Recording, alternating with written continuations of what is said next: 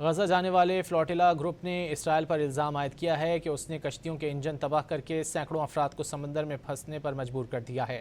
Global Sumud Flotilla نے social media platform فارم ایکس پر بیان جاری کرتے ہوئے کہا کہ اسرائیلی افواج نے کشتیوں کے انجن اور نیویگیشن سسٹمز کو تباہ کیا اور پھر پیچھے ہٹ گئی۔ بیان کے مطابق اس کارروائی کے نتیجے میں کئی شہری خراب اور بے بس کشتیوں میں ایک بڑے طوفان کے راستے میں سمندر میں محصور ہو گئے ہیں۔ گروپ نے مزید الزام لگایا کہ متعدد کشتیوں کے درمیان مواصلاتی رابطے بھی جام کر دیے گئے۔ غزہ جانے والے فلوٹیلا گروپ نے اسرائیل پر الزام عائد کیا ہے کہ اس نے کشتیوں کے انجن تباہ کر کے سینکڑوں افراد کو سمندر میں پھنسنے پر مجبور کر دیا ہے۔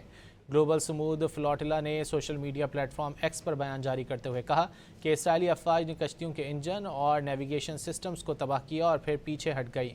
بیان کے مطابق اس کارروائی کے نتیجے میں کئی شہری خراب اور بے بس کشتیوں میں ایک بڑے طوفان کے راستے میں سمندر میں محصور ہو گئے ہیں۔ گروپ نے مزید الزام لگایا کہ متعدد کشتیوں کے درمیان مواصلاتی رابطے بھی جام کر دیے گئے۔